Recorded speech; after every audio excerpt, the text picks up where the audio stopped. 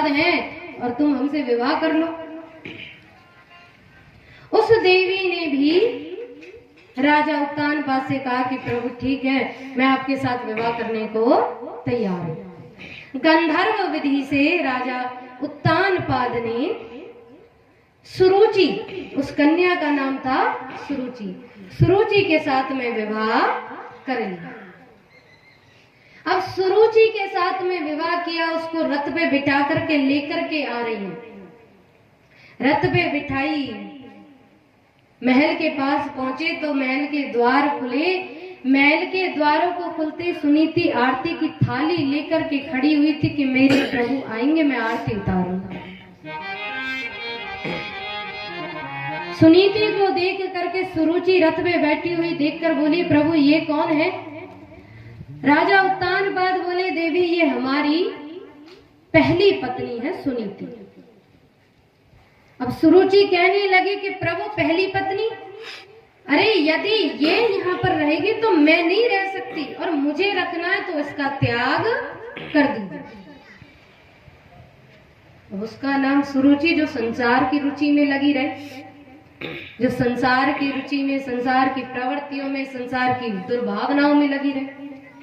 तो सबसे पहले आते ही कहते ना, जब संसार में रुचि लग गई तो सबसे पहले सुरुचि, संसार की रुचि क्या करती है? हमारी बुद्धि से सुनीति का त्याग करा देती है। क्योंकि उत्तानपाद कोई और नहीं, हमारा ही स्वरूप है। उत्तानपाद का अर्थ होता है जो गर्भ में उल्टा लटका हो, और प्रत्येक जीव गर्भ में उल्टा लटका हुआ होता है। अब उसकी पहली पत्नी परमात्मा उसे ऊपर से अच्छी पत्नी सुनीति यानी अच्छी बुद्धि देकर भेजते हैं, लेकिन जब संसार रूपी वन में भ्रमण करने निकले तो वहां से संसार की रुचि को संग ले आते हैं। और वो रुचि आकर क्या करती है? हमारी अच्छी बुद्धि का त्याग हमसे करवा देती है, शुद्ध आचरणों का त्याग करवा देती है। ऐसे ही किया सुरुचि ने, कहा कि महाराज मुझे रखना है तो इसका त्याग कर दीजिए। अब यही बात मान करके राजा उत्तानपाद ने सुरुचि के कहने से सुनीति का त्याग कर दिया।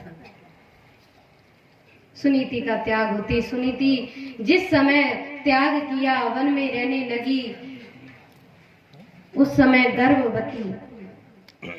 अब गर्भवती का त्याग किया, सुरुचि आकर महल में रहती, सुनीति ने वन में पर्णकुटी बनाई, संतों का सत्संग सुना करती, संतों की सेवा किया करती, बड़ी प्रसन्नता होकर के, कोई मन में दुर्भाव ही नहीं था कि मेरे पति ने मेरा त्याग कर दिया। संतों के सत्संग में लगी रहती, इतना सत्संग सुना करती। गर्भ में जो संतान थी वो भी दिव्य हो गई। अच्छा, सुनीति ने जब श्री ध्रुव महाराज गर्भ में थे तो सत्संग सुना, संतों की सेवा करी, अपने से बड़ों की सेवा करी।